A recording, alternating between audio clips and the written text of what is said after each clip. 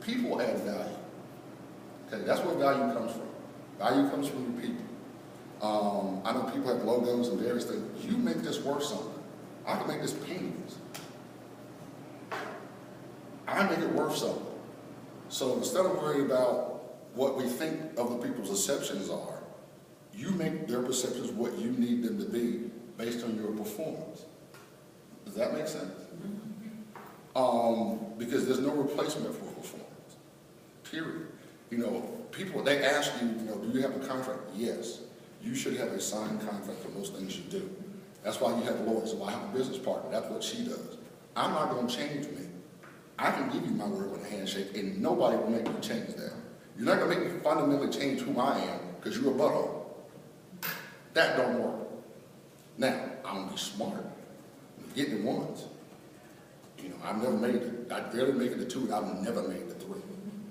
You get one. And so you have to, but it has to be, you have to be comfortable in who you are and what you represent. And for those people that can do work that way, you shake their hand and go on. Those people that have to document it, they talk to my partner, they don't get to deal with me. And she will make sure everything is documented and all. They get to talk. You don't get to talk to me, you get to talk to them because you want them to. Because the people I want to deal with, I can shake their hand and move on. You understand what I'm saying? So you don't have to fundamentally change who you are and what you believe in because somebody else wants to be a pain in the butt. But you do learn. And he said before, you trust but verify. And so, you know, there are 5 things you got to take away from business. They're real simple, just 5. Number 1 is people.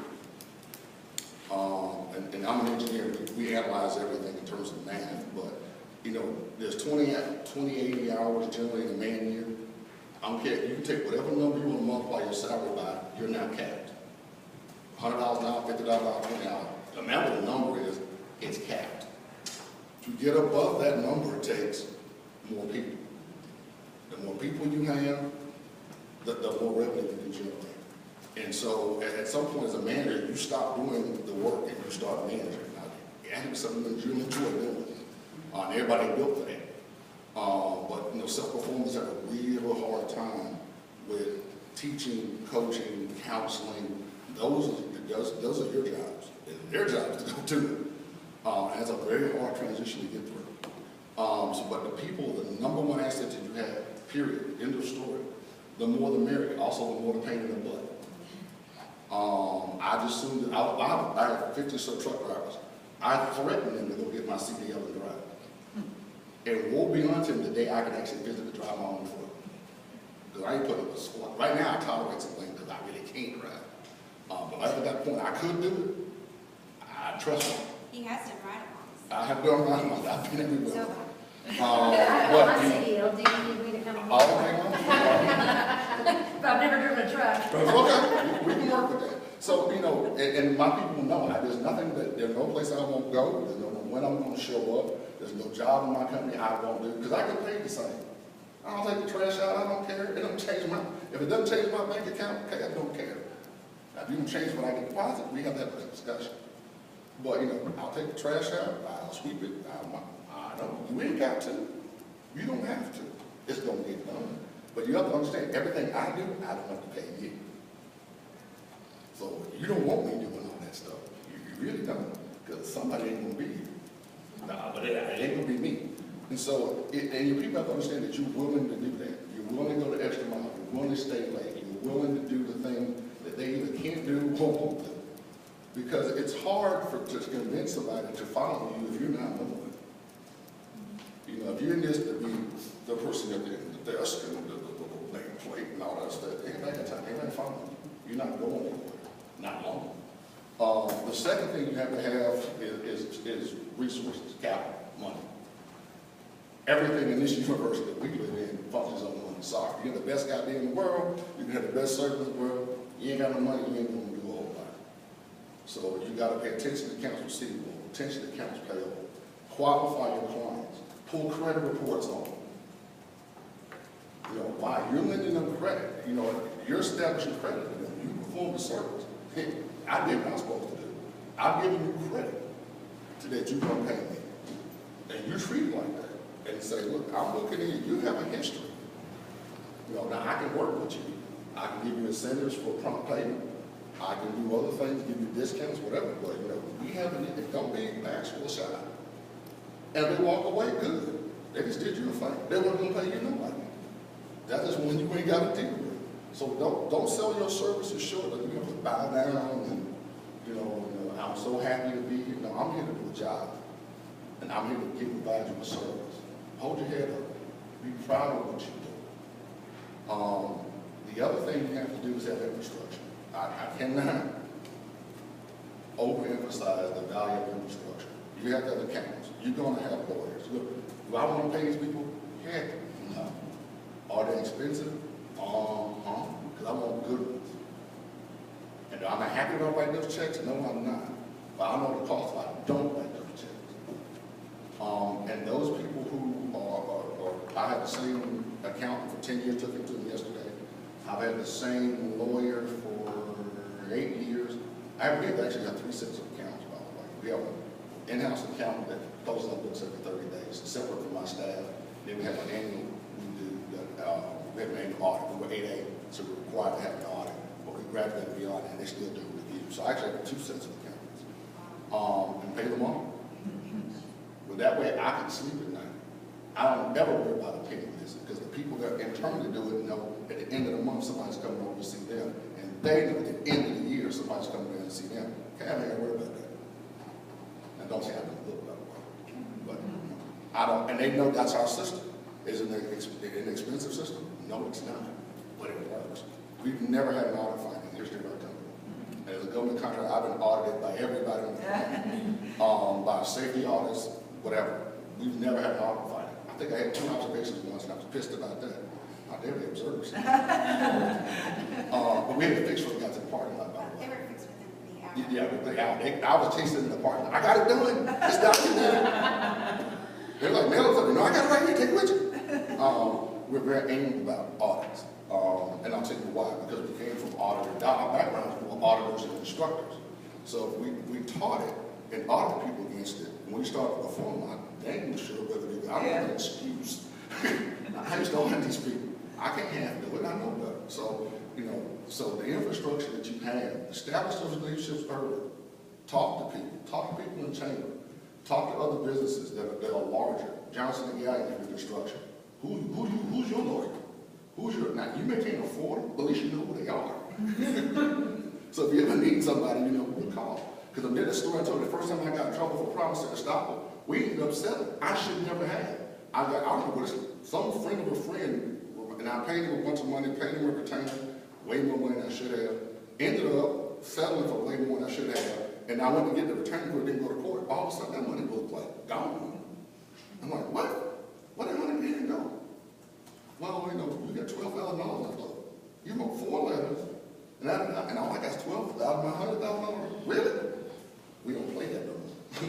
But so you want good counsel. You want the best representing you, and you start the relationships early. So as you grow and develop, you may meet these people, and you may not be too small, or whatever. I just want to meet you, so when I get to be who I need to be, you know who I am. And I can now overemphasize the quality of the people in your infrastructure. The last 2 things which you really may make sense to you, you have to have real opportunities. You got to have real problems to solve, a real need to solve. Not what you feel like doing. A real problem. And it has to be a real market. You have to be a student of your business. If your market's doing this, why are you getting in it? I don't care how many. There ain't nobody's buying it. So you have to be a student of your business, not just here. We developed from a local to a regional to a national, now to an international company. But we are always a student of what we do. We learn. We spend a lot of time researching what we do. What are the new trends? Where are they going to be 5 years from now? Not what they're doing today. Because I want to be in business 5 years from now. What do my business look like up here for me to handle that project, for me to handle that project? I need to know what that number is and what it costs. I can't afford it, but at least I need to know what it is. I can't act like it don't exist because I'll never get there. And true opportunities that you track and understand turns into the most important thing you have as a business, a small business, which is past performance. There's no relationship on the planet that's more important than successful past performance. A successfully completed job. It's the greatest marketing tool on the planet. Because you ain't never done anything, I don't care how good you can talk. At the end of the day, they want to buy something. They want, where'd you do it? Who can I talk to? Who can I go see that says you did that for them? And what are they going to tell me? And you have somewhere you can tell them. Now, when you start out small and you're trying to figure it out, so I don't have a whole lot of that. No. But you talk to them. And you plan your business and build your business toward that. One of the things that Adrian helped us do, she was so helpful to us, she helped us document that. Was. Huh? Man. You don't do this. But you know, when we started out, I'm talking back when we were really small, she documented everything that we did. Everything. Because you don't forget it. I'm at the next project. You know, take pictures as you go. You can't do that when I built that for them folks over there. Well, you should take that iPad or whatever, here it is. See, here it is. You know, document as you go. Because your memories, none of our memories are as good, especially when you get busy. But those are the kind of 5 keys. It doesn't matter what you do, no matter how big your business is, you have to manage those 5 things to be successful in business. The neat thing I can tell you is once you manage those 5 things, you can do anything. Your heart desires. Doesn't matter, because the pattern is repeated.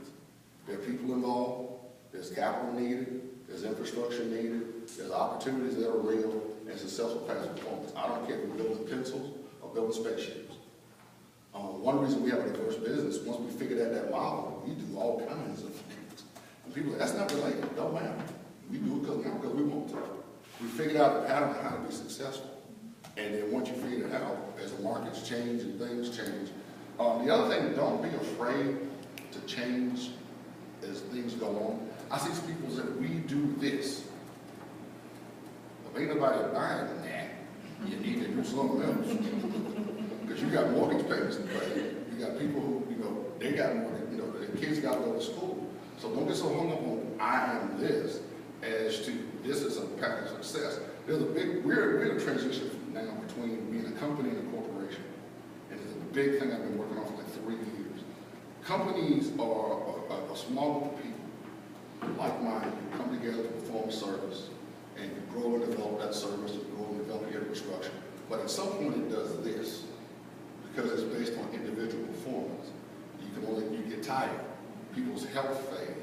People retire on you. People that you used to have in relationships move on. I used to know the head of blah, blah, blah over here. People like this. Well, so-and-so's there now, and they ain't got it like that. You know, so whatever your business was based on, it's going to change. Good or bad. So it's going to do this. And then it starts declining. People sell, da, da, da. Corporations don't do that. Corporations do this.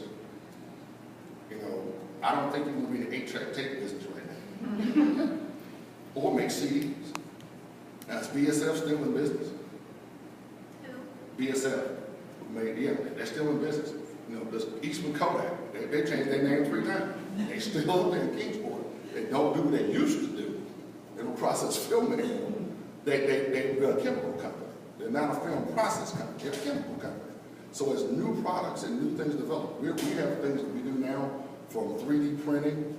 We have a new company we started this month called VFab 3D, doing 3D printing and design. We have another company that we're doing called Tyco International that's going to actually literally do tankers and haul explosives and those kind of things. We have a new nonprofit that we're working with Doug on called Visionary Center for Sustainable Communities. A lot of things we've been doing for free for the last 4 years. We actually going to put it in formalize it in a nonprofit.